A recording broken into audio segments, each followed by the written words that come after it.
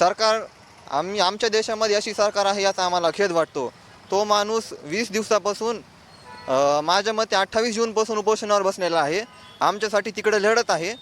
माझं केंद्र शासनाला विनंती आहे की असे प्रकार होत असले तर तुम्ही परीक्षा कशाला घेता. प्रकारे आम्ही परळीकर म्हणून खूप मोठा असं जन आंदोलन 20 तारखेला करणार आहोत. नीट पेपर फुटी प्रकरणावरून केंद्रीय शिक्षण मंत्री धर्मेंद्र प्रधान यांच्या राजीनाम्याची मागणी दिल्लीच्या जंतर मंतरवर केली जाते. सोनम वांगचुक जवळपास 20 दिवसापासून उपोषण करतायत आणि त्यांना महाराष्ट्रातील विविध कानाकोपऱ्यातून त्यांना पाठिंबा मिळतोय.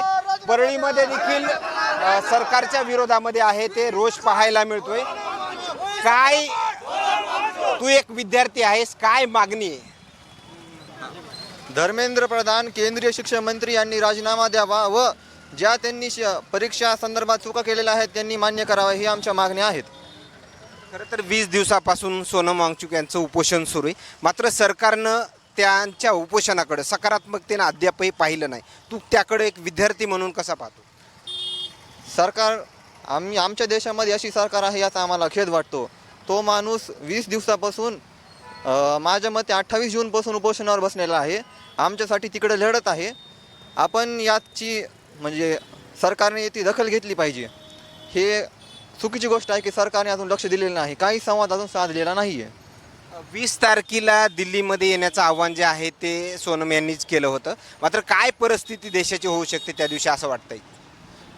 खरं म्हणजे या देशातल्या सरकारबद्दल भले राजकीय मतभेद नक्की असतात, परंतु या देशात ज्या पद्धतीनं नॅशनलिझम, राष्ट्रीयत्वाची भावना जी केवळ अस्मितेचा प्रश्न करून निर्माण ठेवलेला आहे, ज्या सोनम वांगचुक यांनी देशातल्या सैनिकांसाठी काम केलं, देशातल्या विद्यार्थ्यांसाठी काम केलं, देशातल्या विद्यार्थ्याला वैज्ञानिक दृष्टिकोन देऊन अतिशय सायंटिफिक पद्धतीनं कशा प्रकारची शिक्षण व्यवस्था असावी, देश शिक्षणावरती कसा उभा राहू शकतो, हा सांगणारे सोनम वांगचुक इथं देशद्रोही ठरतात. या देशाच्या स्वातंत्र्य, या देशाच्या संरक्षणाची, अणुऊर्जेची गुपितं विकणारे अंबानी असतील किंवा या सैनिकांचे गुप्तहेर वेगवेगळ्या या सरकारला पाठीशी असणारे लोक जेव्हा बाहेरच्या देशाला विक्री करतायत, ते मात्र या देशाच्या सरकारने राष्ट्रप्रेमी आहेत, देशप्रेमी आहेत, राष्ट्रभक्त आहेत. हाच खऱ्या अर्थानं या देशासाठी अत्यंत धोक्याचा आणि गंभीरतेचा इशारा आहे. या पार्श्वभूमीवर सोनम वांगचुक यांनी उपोषणाच्या 18व्या दिवशी देशाला जे संबोधित केलेलं आहे, यामधून या देशाचं महत्त्व, ज्या महात्मा गांधींनी आपल्या असहकाराच्या किंवा आपल्या या विश्वासाच्या धर्तीवरती या साम्राज्यवादी इंग्रजांना परकीय परत लावून ठेवलं, त्याच संदेशातून सोनम वांगचुक यांनी काल जी भूमिका घेतलेली आहे, ही या देशातल्या अशा सगळ्या शाळा कॉलेजमध्ये शिकणाऱ्या तरुण विद्यार्थ्यांना, शिक्षणप्रेमी नागरिकांना, पालकांना अपील करणारी आहे. आणि परिणाम म्हणून आज देशभरामध्ये वेगवेगळ्या जाती धर्माची बंधनं तोडून, वेगवेगळ्या पक्ष संघटनांची बंधनं तोडून लोक आज रस्त्यावरती येऊ लागलेली आहेत. शिक्षणावरून विद्यार्थ्यांमध्ये एकंदरीत काय चर्चा आहे? तर राजीनामा दिला पाहिजे शिक्षण मंत्र्यांनी केंद्रीय, असं वाटतंय? जर विद्यार्थ्यांचा जर त्यामुळे फायदा होत असेल तर त्यांनी दिलेला योग्य आहे राजीनामा. तर काय या ठिकाणी हे आंदोलन तुमचं सुरू आहे, मात्र एकंदरीत काय परिस्थिती आहे? परिस्थिती अशी की 19 दिवस झालं सोनम वांगचुक उपोषणाला बसलेले आहेत. पण इथं परळीत या ठिकाणी सर्वपक्षीय परळीकरांच्या वतीनं आज हे आंदोलन करण्यात आलं, अगर निदर्शने करण्यात आली. पण हा लढा फक्त परळीकरांचा किंवा परळीतल्या मोजक्या लोकांचा, अगर इथं आलेल्या ह्या 5-10 विद्यार्थ्यांचा नाही आहे. आज प्रत्येक घरामध्ये पहिलीला, दुसरीला, नर्सरीत असेल, 10वीत असेल, 12वीत असेल, प्रत्येक घरामध्ये आज विद्यार्थी आहे. हा आमचा लढा, अगर सर्वपक्षीय लढा, हा प्रत्येक त्या विद्यार्थ्यासाठी हा लढा आहे. ही जनजागृतीचा मोठा गंभीर प्रश्न आहे. मात्र रस्त्यावर लोक जे आहेत ते परळीमध्ये कमी प्रमाणामध्ये उतरताना पाहायला मिळतात. ठीक आहे, कमी प्रमाणामध्ये, परंतु या ठिकाणी जे लोक होते ते प्रत्येक क्षेत्रामधले होते. वकील होते, शिक्षक होते, प्रोफेसर होते, वेगवेगळ्या पक्षाचे पदाधिकारी होते, काँग्रेसचे होते, राष्ट्रवादीचे होते, भाजपचे होते, सर्वच होते. आणि मी सुद्धा भारतीय जनता पार्टीला लोकसभेमध्ये मतदान केलेला मतदार आहे. आणि मला असे धन्यवाद. खरं तर येत असलेल्या प्रतिक्रिया काँग्रेसचे नेते पण माझ्यासोबत आहेत. खरं काँग्रेसची भूमिका काय राहणार आहे? 20 तारखेला मोठं देशामध्ये देखील आंदोलन उभं राहू शकतं अशी परिस्थिती आहे. तर 20 तारखेला परळी म्हणजे तालुका, जिल्हा आणि देश पातळीवर फार मोठं आंदोलन उभा टाकणार आहे 20 तारखेच्या खरं तर महाराष्ट्रामध्ये कोणत्याही मंत्र्याच्या माध्यमातून एखादी चूक जरी झाली तर महाराष्ट्राच्या मंत्र्याचा राजीनामा दिला जातो. मात्र हा केंद्राचा विषय, काय होईल अशी परिस्थिती वाटते? या ठिकाणी अतिशय देशामध्ये गंभीर अशी परिस्थिती निर्माण झालेली आहे. आणि शिक्षणाच्या बाबतीत आपण जर बघितलं, TET असेल किंवा सेटची परीक्षा असेल किंवा नेटची परीक्षा असेल, याचे सतत पेपर वारंवार या ठिकाणी फोडले जातात आणि लाखो वांगचूकचं खरं तर 20 दिवसापासून उपोषण चालू आहे. गंभीर परिस्थिती जी आहे ते आपल्याला पाहायला मिळते. मात्र आता 20 तारखेला त्यांनी जे आव्हान केलं त्या दिवशी काय परिस्थिती अशी राहू शकते असं वाटतंय?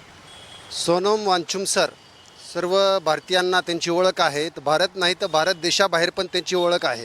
ते खूप पर्यावरणप्रेमी व देशप्रेमी आहेत व शास्त्रज्ञ आहेत. आणि त्यांना एक दिवस त्यांचा पेपर फुटतो असं जाहीर होतं.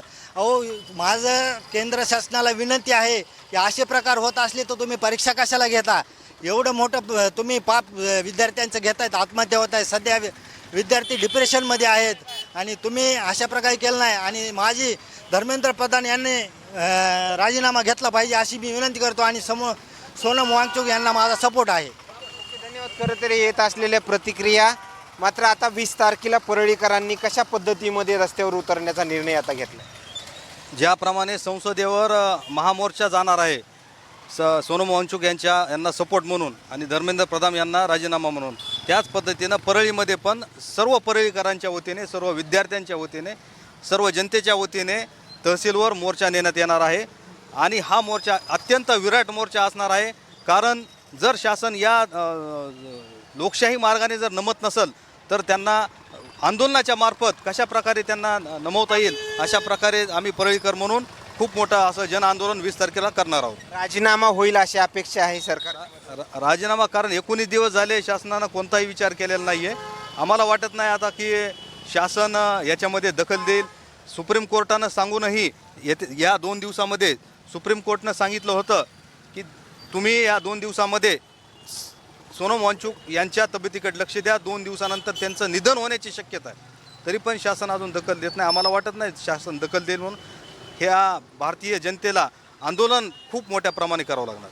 ओके, धन्यवाद. या ठिकाणी येत असलेल्या प्रतिक्रिया. मात्र धर्मेंद्र प्रधान केंद्रीय शिक्षण मंत्री यांचा राजीनामा होईल का हेही पाहणं तेवढंच महत्त्वाचं ठरणार आहे. मात्र देशभर जे आहे ते वेगवेगळे आंदोलन 20 तारखेला होण्याची शक्यता जी आहे ते आपल्याला पाहायला मिळते. गल्लीपासून ते दिल्लीपासून हा रोज जे आहे ते विद्यार्थ्यापासून ते सर्वसामान्य नागरिकांमध्ये देखील पाहायला मिळतो. आणखीन काही नवीन अपडेट्स मिळतील का हेही पाहणं तेवढंच महत्त्वाचं ठरणार आहे. कॅमेरामॅन सोबत सूरज मीडिया, बीड, परळी.